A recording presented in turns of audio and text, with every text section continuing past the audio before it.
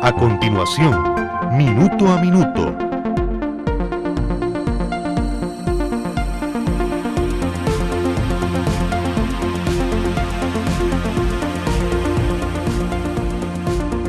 Cuando el instante no basta, el análisis se encuentra con la realidad. Esto es Minuto a Minuto, más allá de la noticia, por Radio Monumental.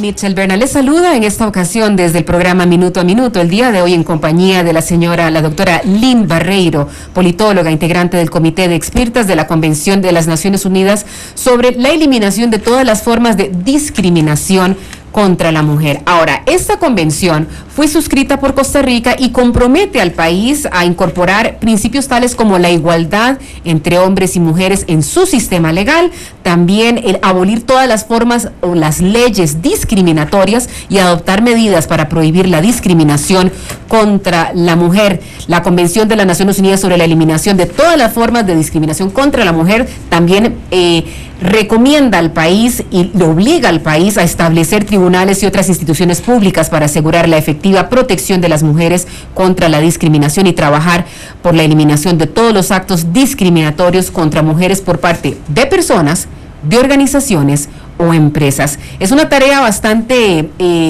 importante, exhaustiva, pero Costa Rica habrá avanzado en estos temas a la luz de la realidad y eso es parte de lo que queremos analizar el día de hoy con la doctora Barreiro. Bienvenida y gracias por estar con nosotros en nuestro programa. Muchísimas gracias por estar acá en la oportunidad de conversar sobre la convención y las recomendaciones a Costa Rica. Muchísimas gracias. Doctora Barreiro, uno de los temas que a las mujeres costarricenses, que si bien es cierto hemos conquistado importantes reivindicaciones en los últimos años, todavía hay importantes niveles de inequidad. Y uno de ellos es particularmente el acceso de las mujeres al mercado laboral. Hemos visto que las mujeres costarricenses nos estamos educando más. Ahora el 61% de las mujeres que se gradúan con títulos universitarios en Costa Rica, perdón, el 61% de los estudiantes que se gradúan con títulos universitarios en Costa Rica son mujeres, pero la realidad del mercado laboral es que esas mujeres incorporadas ganan menos que sus pares masculinos. Finalmente, ¿cuál es ese cambio cualitativo que tiene que darse más allá del mercado en una sociedad para poder obtener esos niveles de equidad desde el punto de vista laboral? Mira, nosotras realmente en el tema de empleo es una cuestión muy importante. A nosotros nos alegra mucho que Costa Rica tenga en general leyes igualitarias en ese campo y que haya modificado su ley de trabajo doméstico. Esto le damos mucha importancia porque es sin duda alguna el empleo más importante de las mujeres jóvenes con bajo nivel educativo en toda la región. Es la ocupación por excelencia de las mujeres pobres con bajo nivel educativo y esto no es poca cosa que Costa Rica modificó. Son 3 países nomás los que tienen leyes más igualitarias en el campo del trabajo en el servicio doméstico, que son Uruguay, Bolivia y Costa Rica. Y por suerte ya la OIT sacó un convenio que no sé si ya ratificó Costa Rica, el 189, que es sobre este tema, porque siendo tan importante para las mujeres en el mundo y el comité le da una gran importancia, no teníamos instrumentos internacionales específicos al respecto, que evidentemente llegó a niveles impresionantes de discriminación, porque de hecho el trabajo reproductivo de las mujeres, el que hacen gratuitamente las amas de casa, es como si no existiera, cuando en realidad hay una gran parte de la economía que se sostiene por ese trabajo. Por ese aporte que es importantísimo. Y cuando es remunerado, también se le consideró siempre menos, cuando que es fundamental. Entonces, ahora ya tenemos el comité en general pide que se ratifique esto. Ahora, en el caso de Costa Rica, realmente en el tema del empleo, nosotros manifestamos preocupación con las mujeres indígenas, las mujeres afrodescendientes y las mujeres inmigrantes en Costa Rica. Las minorías finalmente acusan mayores niveles de discriminación. Sí, sin duda alguna, y le invitamos al Estado parte que ratifique el convenio de la OIT sobre trabajo decente para los trabajadores y trabajadoras domésticas, y nosotros reiteramos al Estado parte, le reiteramos a Costa Rica en tema de empleo, que en su próximo informe tenga información de los resultados de las actividades orientadas a neutralizar cualquier efecto negativo que podría tener los tratados de libre comercio. Es decir, que nos provean información. ¿Cuál es el efecto real de los tratados de libre comercio en el empleo de las mujeres? ¿Cómo se ha dado esto? Y si hay algún efecto negativo, ¿qué medidas toma? Doña Lynn, no es casualidad que inicie con el tema laboral en cuanto a una de las formas de discriminación de las mujeres, porque finalmente ese acceso al trabajo de las mujeres, de alguna manera u otra, es lo que permite cierto nivel de estabilidad de los grupos familiares. En el país, la mayor parte de las jefaturas de hogar son precisamente de mujeres, y el hecho que haya un acceso inequitativo a ese mercado laboral determina, por supuesto, el bienestar o no de grupos familiares. Pero ¿sabes qué también tomamos en el tema de empleo con Costa Rica? El tema del hostigamiento sexual en el trabajo. Así es. Este es un tema de preocupación, y le dijimos a Costa Rica que se asegure que las mujeres que presentan denuncias por hostigamiento tengan el derecho legal a permanecer en sus puestos de trabajo, y que los culpables sean enjuiciados y castigados. Bueno, sabemos que esto muchas veces es muy complejo cuando es el dueño de la empresa, ¿no? Entonces, allí sí tendría que hacerse otros mecanismos seguramente, pero este tema del hostigamiento y llevar a cabo, le pedimos a Costa Rica campañas de sensibilización dirigidas en particular a mujeres trabajadoras, para echar abajo la cultura del silencio. Hay una cultura del silencio. El miedo a perder ese empleo finalmente Exacto. es lo que le obliga a las mujeres a guardar silencio. El hostigamiento sexual, que es una de las situaciones más desagradables, y según lo recomendado por la OIT de nuevo, proporcionar a las autoridades la información específica para que se pueda identificar y encarar el hostigamiento sexual, porque en las leyes que se tienen en toda la región realmente son relativamente poco efectivas hasta el momento. Señora Barreiro, quisiera pasar a otro tema. De hecho, ustedes hacen en la CEDAW, que es esta comisión, la convención. Es el comité que da seguimiento a la convención. Seguimiento a la convención. Hace una serie de recomendaciones al Estado costarricense, y uno de ellos es precisamente fortalecer los programas de atención en salud sexual y salud reproductiva. Acá en el país hay prácticas, hasta hace poco tiempo había prácticas en la seguridad social en el tema de derechos sexuales y reproductivos. Por ejemplo, un médico le decía a una mujer, le negaba la oportunidad de poder operarse para no tener más hijos si no contaba con el visto bueno de su compañero o de su esposo. Esto hasta hace poco tiempo sucede en clínicas y hospitales del Seguro Social. Sí, claro. Eso obviamente es un ejemplo tal vez muy pequeño, pero muy claro de lo que hay que recorrer en materia de derechos sexuales y reproductivos para las mujeres en Costa Rica. La valoración que hace la comisión nuevamente del cumplimiento que Costa Rica tiene en este tema, ¿es positivo o es negativo a la luz de este tipo de ejemplos? Bueno, quiero en este tema, que es de capital importancia, quiero poner un alcance más global. El problema es el siguiente: Costa Rica es un país muy avanzado en algunos campos, como en participación política, ¿sí? Nosotros felicitamos al Estado parte por la ley de paridad, felicitamos al Estado parte, y nos permitimos hacer observaciones ya así súper finas. Le decimos, mire, hasta ahora han llegado solamente mujeres de un cierto tipo, así que fíjese cómo promueve la participación de estos grupos. No, y el acceso a la representación a los cargos electivos de mujeres indígenas, mujeres mujeres afrodescendientes, mujeres discapacitadas. Entonces, esos son casi lujos que nos podemos dar en un país que ha avanzado muchísimo en un campo como ese, y lo mismo en el campo laboral. Podemos hacer puntual, en otros casos le decimos legisle más adecuadamente, ponga tal cosa. Es una vergüenza que de derecho todavía esté esta discriminación en el salario, ¿no? pero en el campo de los derechos sexuales y reproductivos, de la salud sexual y reproductiva, no de la salud en general, hay un rezago en Costa Rica, yo diría. Entonces es quizá el campo en donde más fuertemente el comité ha hecho recomendaciones al Estado parte. Yo te diría que hay estados a los cuales le hacemos muy poquitas recomendaciones en materia de salud. En cambio, en el caso de Costa Rica, teniendo una casi dificultad para hacerle recomendaciones en algunos campos, sin embargo, en Ese salud es donde hay más vacíos. tenemos, sí. Por ejemplo, doctora Barreiro. Mire, tenemos un problema hay enmiendas a la Ley General de Salud que no se han llevado adelante.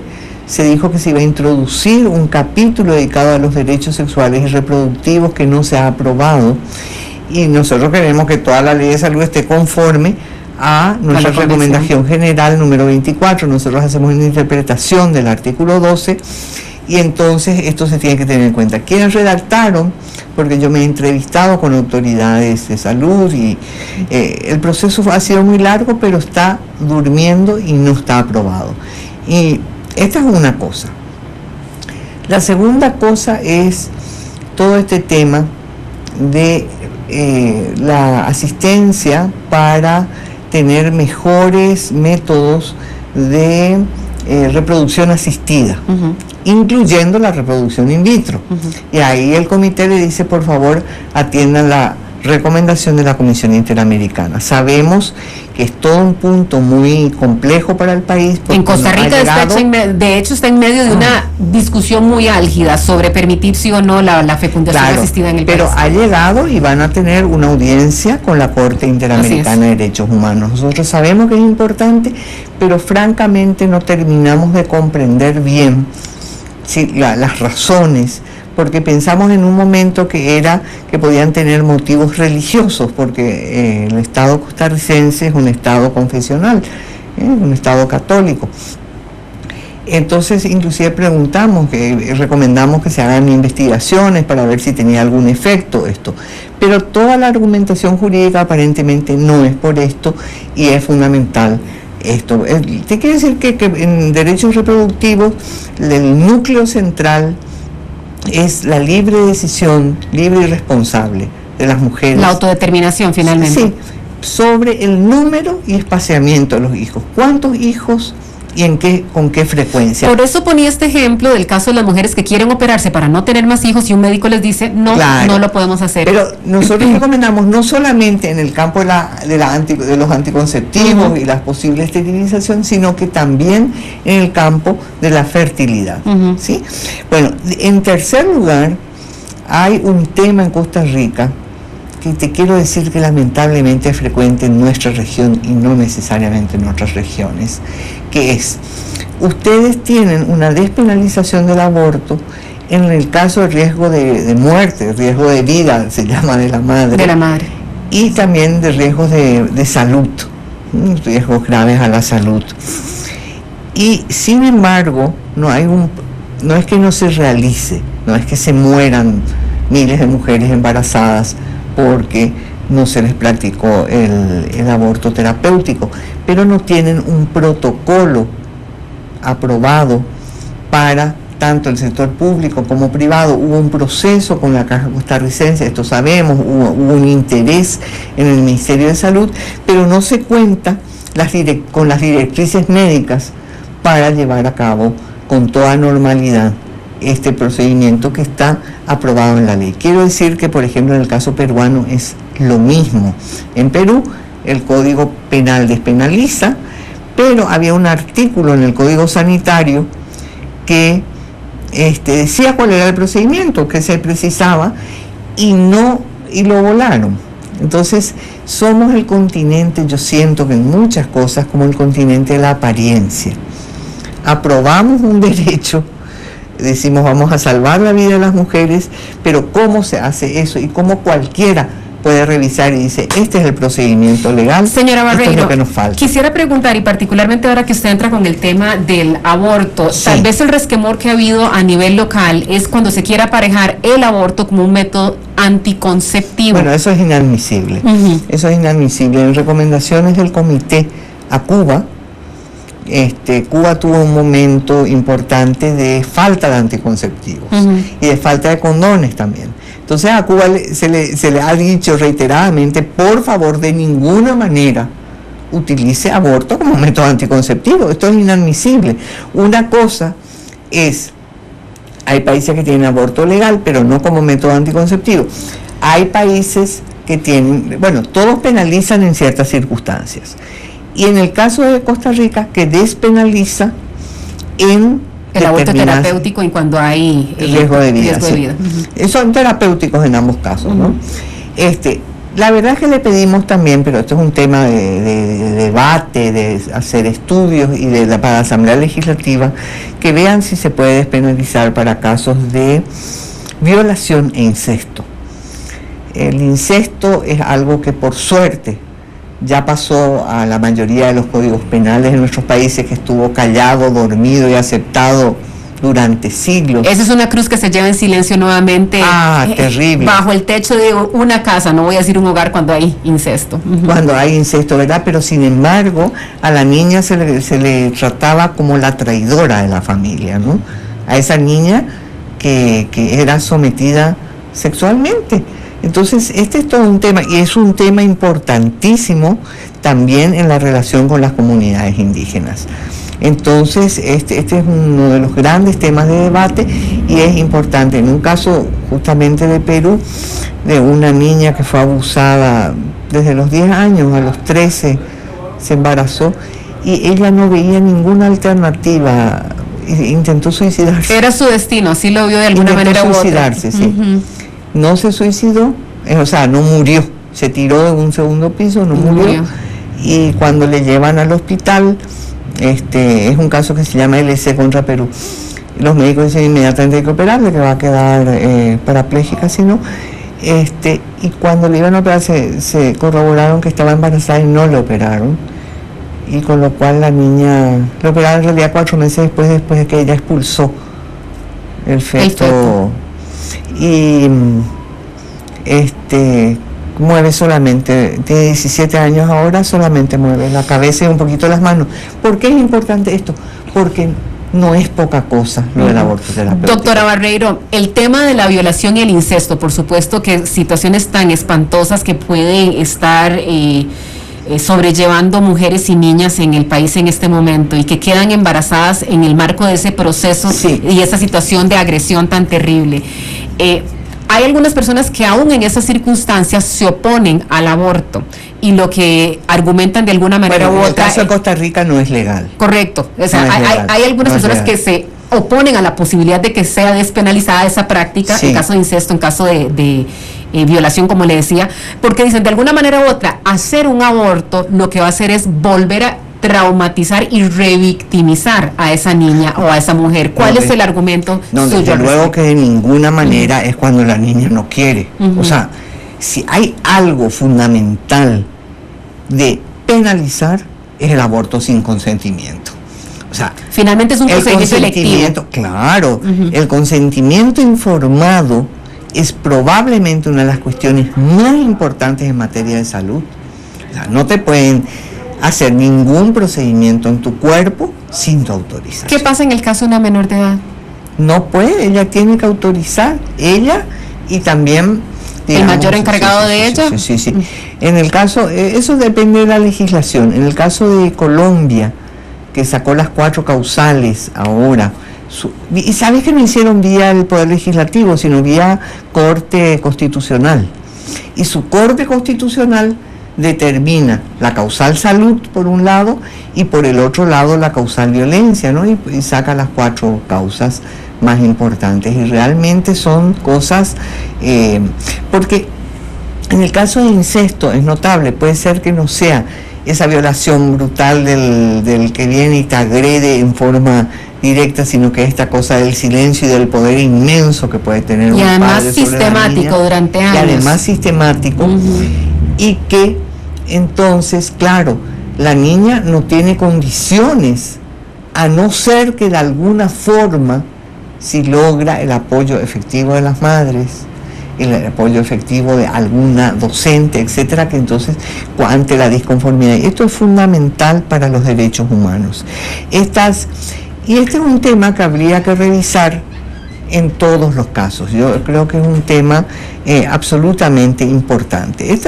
Son circunstancias muy importantes que sabemos bien. Nosotros no les recomendamos a Costa Rica despenalice, solamente que le decimos vean en qué casos pueden ver este tipo de cosas. Y finalmente también vimos que había un déficit en el acceso de las mujeres a métodos anticonceptivos de tecnología avanzada y de disponibilidad. Y ahí hablamos mucho de mujeres rurales, por ejemplo. En el capítulo de mujeres rurales nosotros encontramos que había unos sectores de mujeres con menor acceso a los métodos anticonceptivos, etcétera, porque todos los demás están autorizados en Costa Rica. Pero es muy importante que podamos ver estos casos en los cuales no está. Entonces, estas son las recomendaciones que nosotros le pedimos a Costa Rica que haga en materia de derechos reproductivos. Pero esto no es todo. Queda una parte de derechos sexuales que realmente para mí es fascinante, porque no son cosas en las que solemos pensar. Y sabes que en derecho sexual, bueno, aparte por supuesto que está esto del hostigamiento sexual en el trabajo, el de no ser, porque ¿cuál es el derecho sexual? El derecho sexual es también de nuevo tu libre decisión entre personas mayores, claro, de decir qué sexo, con quién, cómo y cuándo. ¿Sí? Esto es absolutamente fundamental. Pero nosotros le decimos a Costa Rica que dé la atención a mujeres lesbianas, trans, intersex y transgénero en general. Ayer precisamente la Comisión de Derechos Humanos de la Asamblea Legislativa archivó finalmente un proyecto de ley que lo que pretendía de alguna manera u otra era el consentimiento para las uniones civiles entre personas del mismo sexo, particularmente para el resguardo patrimonial, incluyendo por supuesto a homosexuales, lesbianas, transexuales y demás. ¿Cómo lee usted desde afuera, señora Barreiro, el hecho de que Costa Rica haya archivado esta legislación en una discusión que está lejos de terminar? Esto fue un capítulo en lo legal, pero la discusión está lejos de terminar. Mira, Michelle, yo tuve la suerte que casualmente ayer fui entrevistada por Ana Elena Chacón, que fue autora del proyecto. Ella decía, es un día de duelo para los derechos humanos. Pero sabemos que los derechos se han conquistado con obstáculos, superando obstáculos muy grandes. Las mujeres, que somos generalmente quienes más argumentamos por estos derechos, aunque hoy en día ya hay una comunidad mucho más amplia, pero en un inicio hemos sido las mujeres las que hemos traído. Ahí tenemos que pensar lo siguiente. Ana Elena me dijo que como en la comisión lo que pasa es que estuvieron en contra del proyecto 4 y 2 a favor, y estos dos que estaban a favor pueden lograr que de todas formas se discuta en plenaria. Es probable que se pierda, pero yo pienso que, bueno, yo soy cientista política de formación y también abogada, entonces yo entiendo que la conquista de derechos puede llevar tiempo y que es lamentable que todavía no hayamos llegado a entender que imagínate la base misma de los derechos humanos, ¿cuál es? Todos los seres humanos tienen derechos. Esta es la base.